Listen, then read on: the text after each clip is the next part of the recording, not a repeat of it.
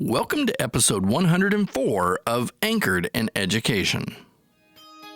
I'm E. Scott England, and Anchored in Education is the podcast dedicated to all things education. Educators across the world routinely engage in conversations surrounding fundamentals, concepts, and new ideas that improve this great profession. Sometimes we agree, other times we disagree. But at the end of the day, we are all anchored in education. Have you ever wondered how to start a podcast where you know you're going to say something that some will find offensive? No? Just me? All right. Well, let me start by saying I'm a fan of baseball. While I don't follow the major leagues that close anymore, I can often be found at minor league games throughout the United States each summer. But what I really can't stand is when someone says, so-and-so broke an unwritten rule. An unwritten rule in baseball is not a rule. It is more of a behavioral constraint that is imposed on players that are typically not voiced or written down. Here's the thing. Who came up with the unwritten rules, and who continues to hand them down to generation after generation of players? By now, you're probably asking, does this rant have anything to do with today's topic? Yes, way more than you think. My guest today is Margaret Ghielmetti. Margaret penned Bravish, a memoir of a recovering perfectionist. In her book, she talks about the Family Handbook. The Family Handbook is actually something we most likely are all aware of, but we don't physically have. And guess what? It's the unwritten rules which we've been taught to abide by. When Margaret and I first began communicating, I told her how there are unwritten rules in teaching. Maybe there are practices or habits we do because that is how we were taught or that is what we witnessed growing up. And while many times they aren't bad rules, they can often hinder us. And in our conversation today, we are going to find out how. Margaret, welcome to Anchored in Education today. Hey, so grateful that you're having me. I really appreciate it. Well, I'm super excited that you're able to join us. We'll get into why, but I mean, even in our pre-conversation before we start recording, I mean, we're already into one of the reasons that we're having a conversation today, and I'm already getting ahead of myself. So let me back up. That's what happens when I get excited, Margaret. So I love that. I always begin each episode asking guests how they became anchored in education. Now, while you don't have a background in education, you have shared with me that you have close family members who have been teachers and principals. Do you care to share a little bit more about yourself and anything or anyone that has kept you anchored in education? Oh, absolutely. I definitely come from, as you say, a family of educators. So all three of my older brothers, and I always wanted to be a teacher when I was a little girl because I loved school so much and I loved my teacher so much. And I still, at 63, love to learn new things. So to me, life is all about learning. So education for me is just completely fundamental and has definitely been part of the reason why living around the world has been so exciting for me. Is there's something to learn every second of every day. And I can only imagine what the experiences that you've had around the world serve to guide our conversation. And so you wrote a memoir titled Bravish, a memoir of a recovering perfectionist. So this is really going to guide our conversation over the next several minutes, but I'm thinking it would be a good idea if maybe you gave listeners an overview of this book that ultimately, quote, proves that it's never too late to reconnect with our authentic selves if we dare to put our own lives first at last. Thank you, Scott, for quoting that. An overview of the book. I think it's easier if I describe very briefly the genesis of the book. I would love that. I am someone who did reconnect with my creative expression after many decades of being a worker and then also a trailing spouse, not my favorite turn of phrase, to my husband's international career. And only when I reached sort of a tipping point, I was really in so much deep pre-grief around the loss of my parents and caring for them. I needed something fun, something that wasn't sadness. And I started to take improvisation at Second City in Chicago, fell in love with that, the freedom there and the freedom to fail on stage in front of a lot of people. So for a recovering perfectionist, that's a wonderful sort of a challenge. And then I got into storytelling and I started to tell stories about living on 4 continents and visiting 50 countries. And people liked those stories, but what they loved was when I got more vulnerable about my life and what had unfolded, my infertility, staying married through that, caretaking elderly parents. And so the vulnerability started to really allow me to open up more to audiences. And I wrote a solo show about what I call growing up with my mother later in life. And then I thought, I'm going to write a second solo show when I felt that politically we were being told as a country that the other is bad. And having lived all around the world, that's just not my experience. And I wanted to share that. And as I started writing the book, which I thought would be traveler's tales,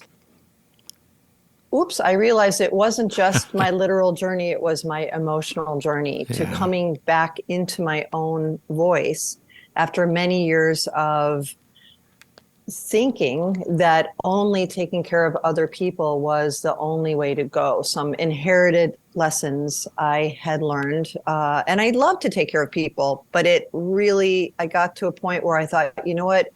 The clock is ticking. It's probably time to also live my life. But I had to let go of the emotional payoffs of taking care of everyone else's life. So it's a trajectory really of how I came to writing the book. So it's not just a literal journey, which it is, but the emotional journey of coming back into my own expression.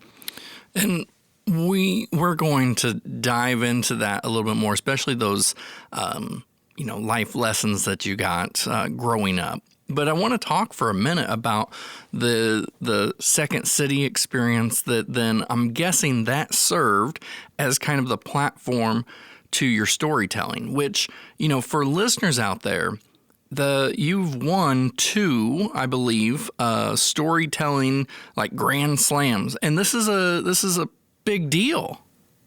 Well, thank you. I haven't won the Grand Slams. Okay. I've participated in the Grand Slams because I'm the winner of 2 Story Slams. But those are already really, really big deals for me because I really came to see that this is with the Moth Storytelling Show. That again, when I was connecting with audiences on really human levels, I like very much to make people laugh. But what I really love is when people come up to me after a storytelling show and say, I didn't understand that. My sister's going through that. Or, oh, gosh, thank you. Now I feel I can have the courage to change something in my life.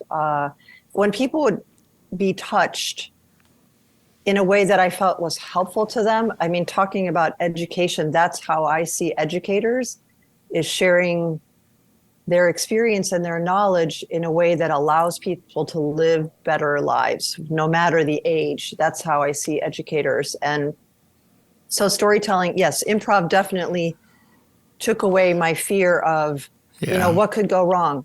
Pretty much everything. In an improv situation. And the world doesn't come to an end. And for a recovering perfectionist, that's a wonderful lesson.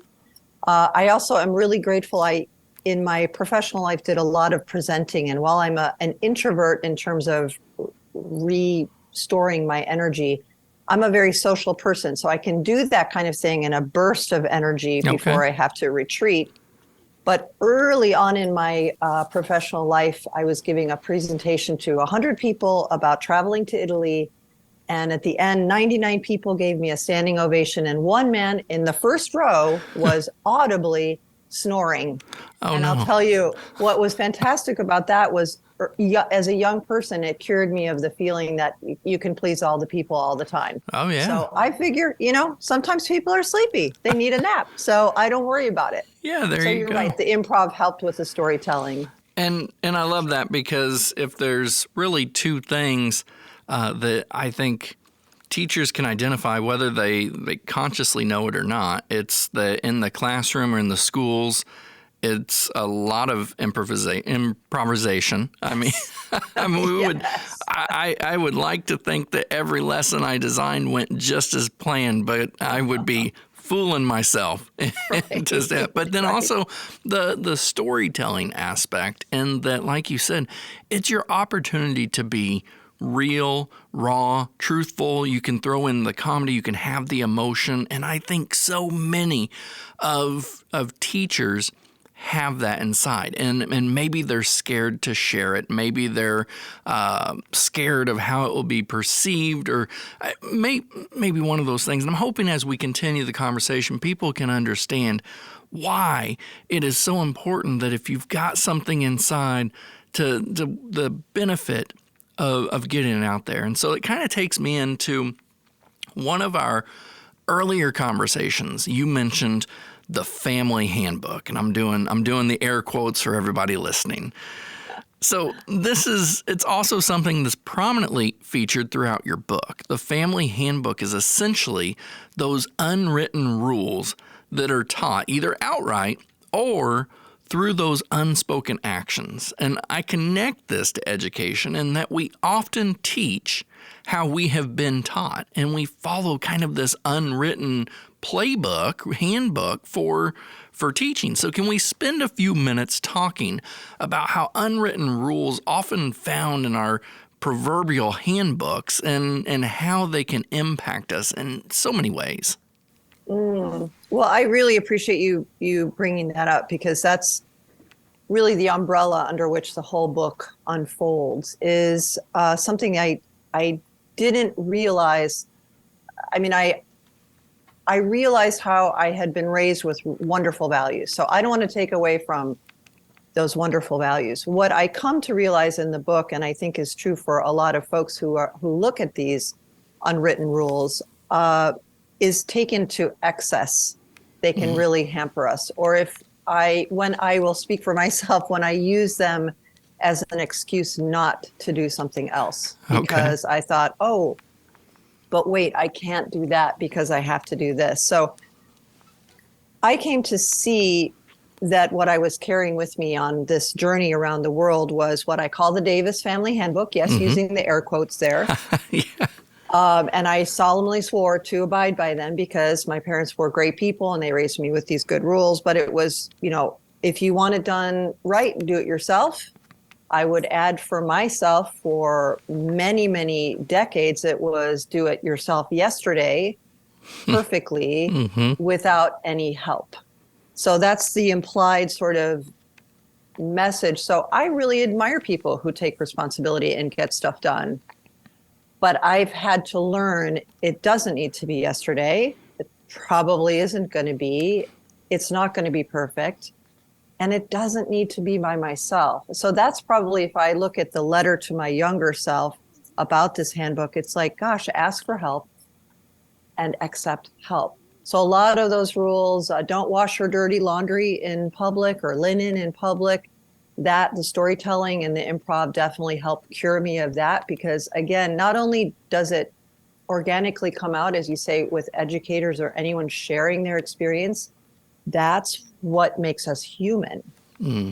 So I lived a long time feeling I needed to somehow be able to perfectly calibrate my emotions and perfectly calibrate my actions. And that doesn't allow a lot of room for connection. So I can imagine, I mean, I'm on a stage sharing with people. Educators are often in front of a group of the folks they're teaching. I'm always looking to bridge that distance between where the person is standing and where the listener is in any context. And I think, in my experience, when I reveal my humanity and its flaws, then other human beings go, oh, thank goodness. Yeah. It's another human. So a lot of the rules that were in the handbook, by the end of the book, I revised. I do talk about always put others first. As I say, I love to be of service to other people, but I've had to learn, this is the one life I've been given. What am I going to do with it? And my mom definitely had Just Do It before Nike got anywhere near it.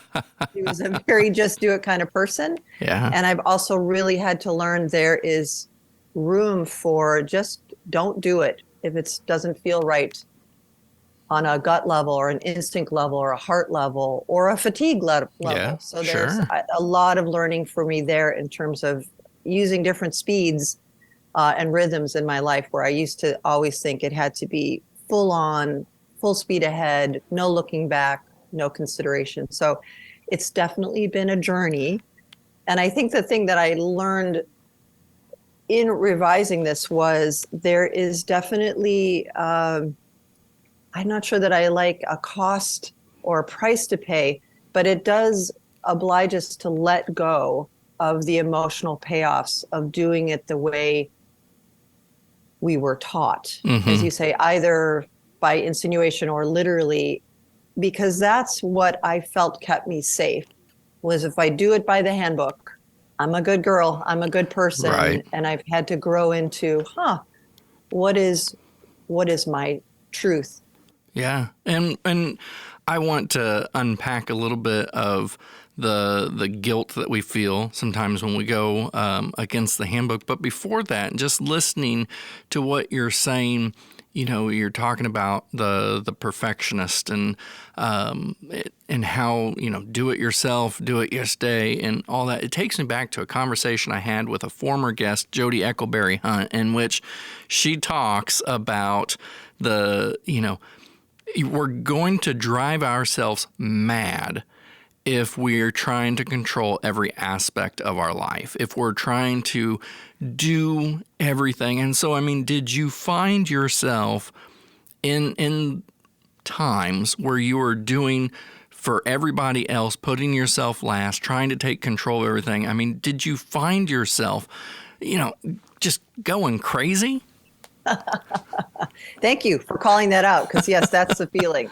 And I think that's the gift of getting to the point of desperation, is it pushed me over from sort of staying with the status quo and doing everything the way I always had to, oh no, I'm going crazy. This is not working for me anymore. So yes, there is a seminal moment in the book where things are going along. I think I've got it. I think I've got it. And then someone in a work setting, my husband at the time managed hotels, and we were taking over from his predecessor, and his predecessor's wife was telling me how I should be comporting myself as the wife of the general manager. And I had been doing that for a while. So it wasn't the helpful coaching to a newbie.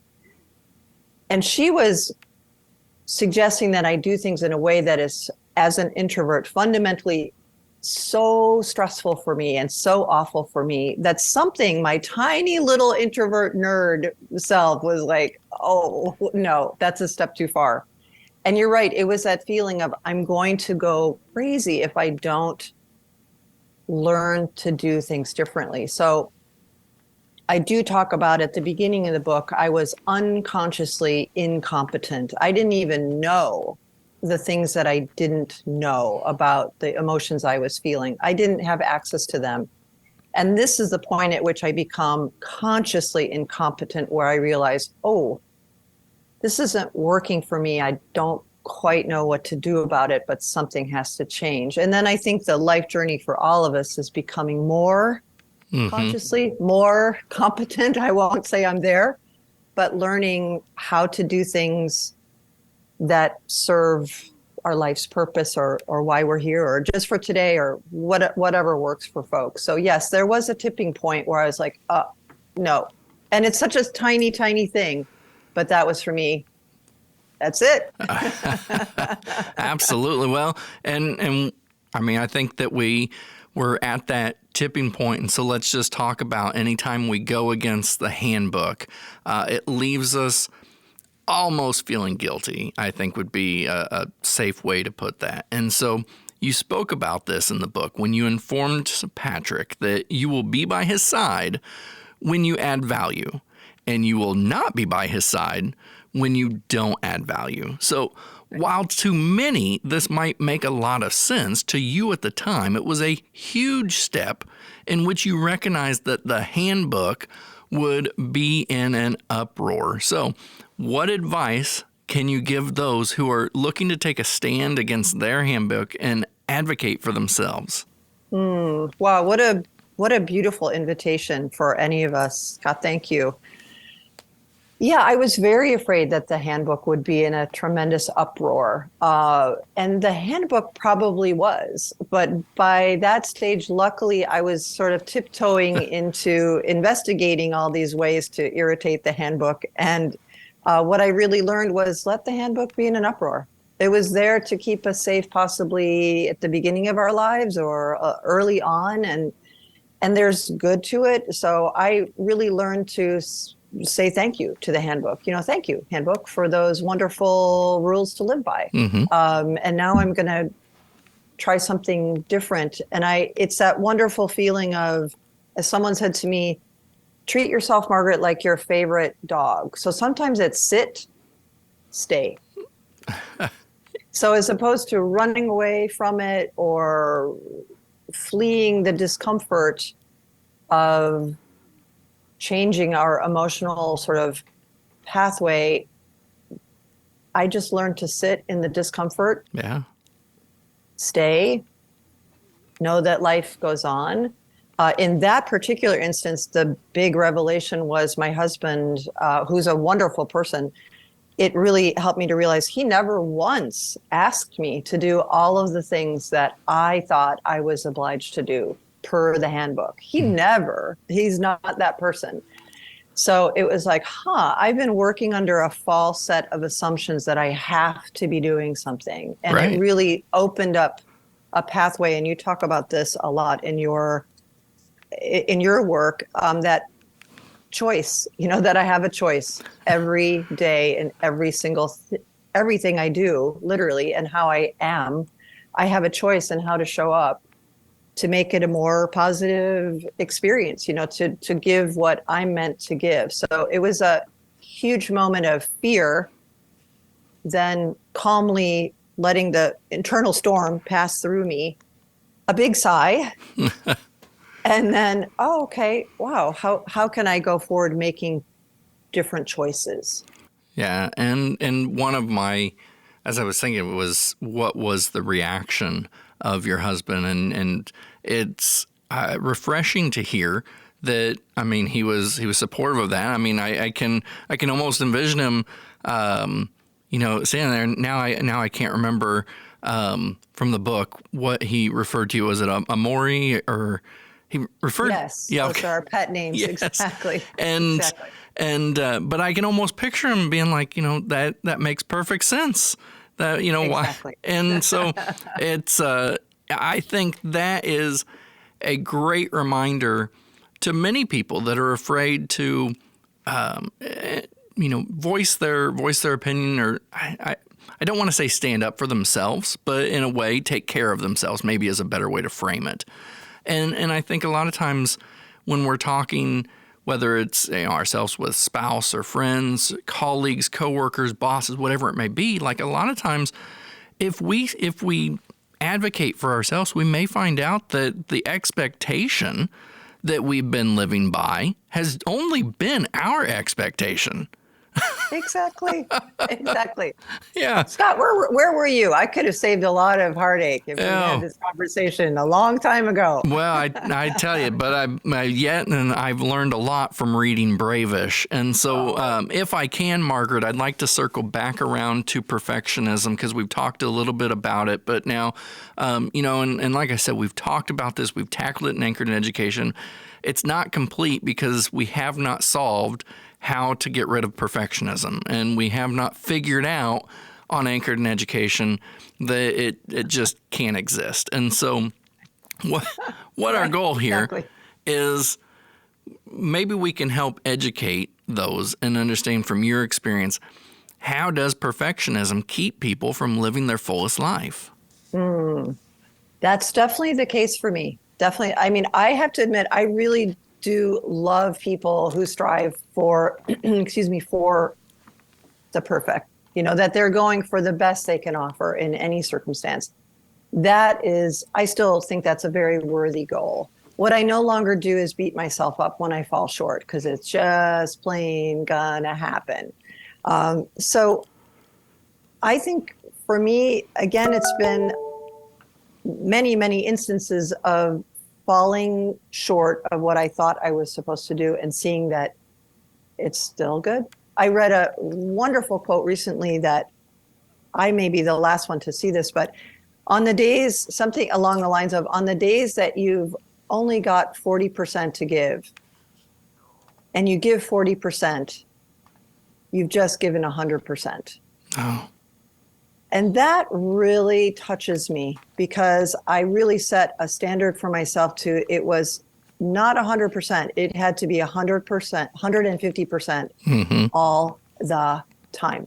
And that's cruel. It's just cruel. It's exhausting. It's exhausting. It's not possible. And I would never, ever, ever ask that of any other human being.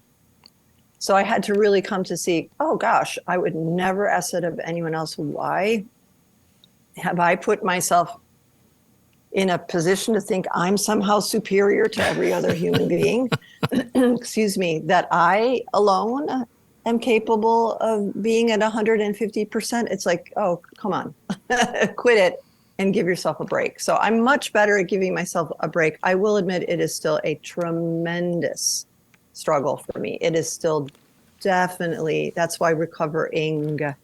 Right. I do a lot of ing. I have a lot of ing in my life. Yeah.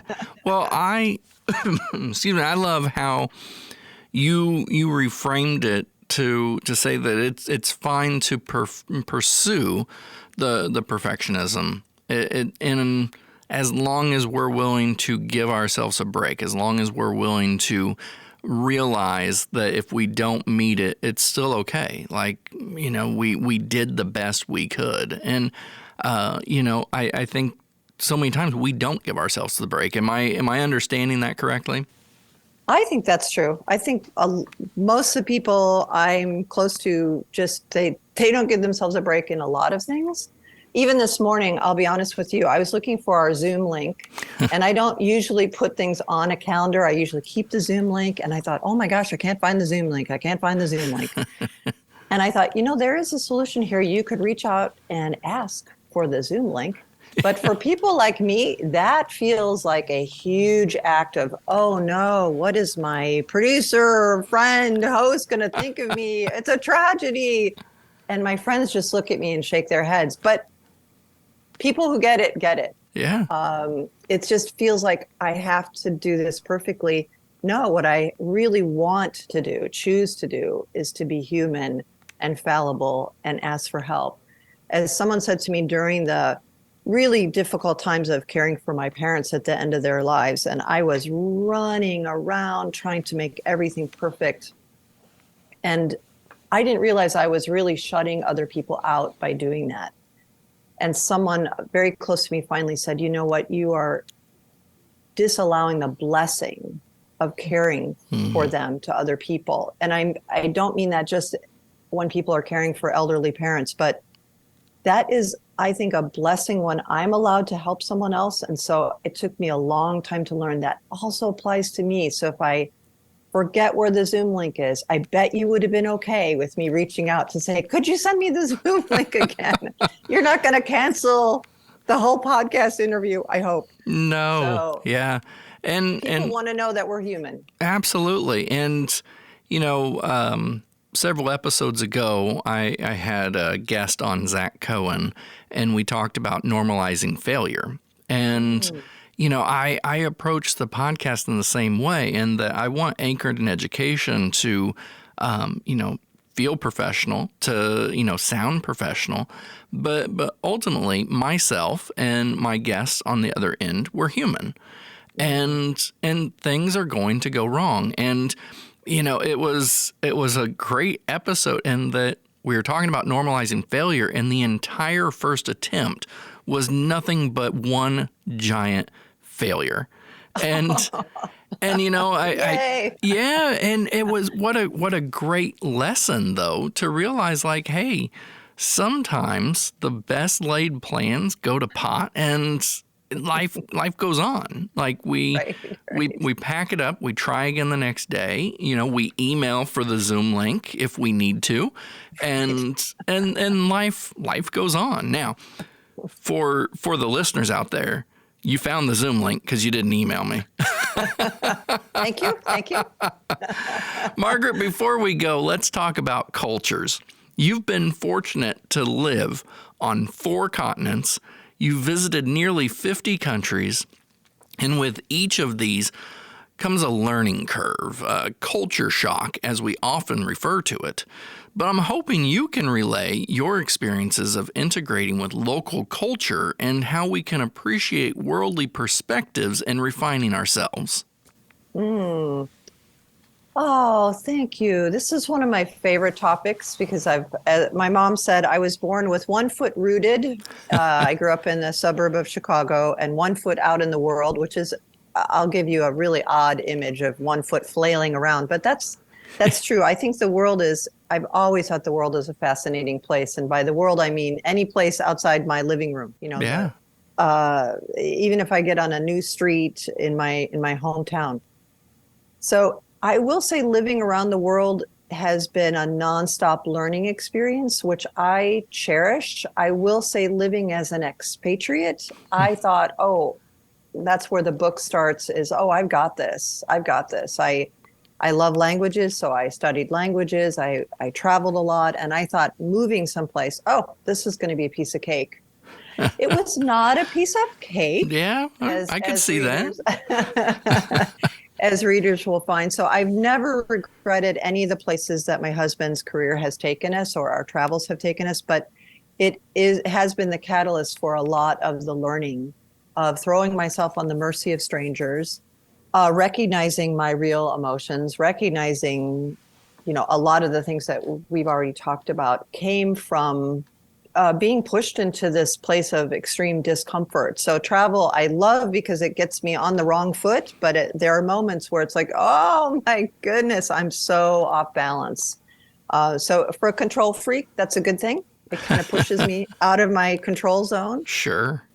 So every place we've lived has taught me something about the culture in which I'm living, and also allows me to reflect on my home culture and what are my values and what are the shared values of humans around the world. Yeah. And I think that it's important for listeners to hear your perspective, because I think right now in many areas of education, cultural awareness is under attack. And like you said at the opening of this podcast, that, it's not one side pitted against the other side. We have a beautiful world out there, and I would argue we have a beautiful country, and Yes. and we let other narratives that may be false, misguided, whatever, kind of lead us away from the beautiful cultures that are out there, not just in our country but beyond. And I think you're a testament that you've seen many of these. Well, I do think that's one of the great joys of traveling. And I agree, we have a beautiful country. What I would love for any of us is what you and I have been talking about, to connect. Because I think when we aren't face to face or Zoom to Zoom, when we aren't in front of one another, it's very easy to, as you say, to have misconceptions or to drag along only the past with us, or I just think it's essential right now for us to get to know other humans and to see how we can connect. And I don't think it's always easy, but I think we're up to it. We're up to the task if we only somehow connect. And I do think for educators, that's what you all do. You're bringing learning, but you're also allowing people to think and to consider and to connect and to embrace new ideas. So I have so much admiration for education. I just would love for us all to be as open-minded as we can be. Yeah. I absolutely agree, and we definitely did talk about connecting. We're going to make that happen. We will we'll share out a picture of our face-to-face connection on our social media. But until then, the book is Bravish, a memoir of a recovering perfectionist. I'm going to put a link to this wonderful book on my website on today's episode page. Margaret, thank you so much for joining us on Anchored in Education today. Thank you so much. I really do appreciate it, Scott. Now, you can read more about Margaret on today's episode page. Simply head over to my website, escottengland.com, and click on the podcast tab at top. While you're there, you'll also find links to Margaret's social media as well as a link to her book, Bravish. Don't forget, if you have not subscribed to Anchored in Education, please do so on whatever platform you get your podcast so you don't miss an episode. I love that Margaret acknowledged that striving for perfection is admirable, but followed it up by quickly reminding us that beating ourselves up when we fall short is where we need to draw the line. Margaret acknowledges we are all different and our threshold of perfect will vary greatly, but we owe it to ourselves to go easy on ourselves. Speaking from personal experience, I have agonized over press releases when I was an administrator or video projects where I'm editing. Heck, I agonize over emails to students and podcast guests still today. I want to make sure the best version of myself is represented at all times. But you know what? Sometimes I'm going to spell a word wrong. Sometimes I'm going to omit a word. And sometimes I'm going to miss the autocorrect change the word put to out, and I didn't catch it before pressing send. It is not the end of the world. Of my many takeaways from my conversation with Margaret today, none hit home more than when she began excusing herself from events where she felt she didn't add value. I have recently began taking a similar approach in that I don't pursue things that I don't feel I could contribute in a significant manner or add value. I no longer will suffer through a project for the sake of having my name attached to something. Again, I'm thinking of how this simple principle could be readily used by educators. We need to have the courage to say no, but more importantly, we need leaders to recognize when a person is being upfront and honest and that they do not want to be on a committee or pilot a new curriculum. I recently contributed to an article for higher ed jobs about this exact thing.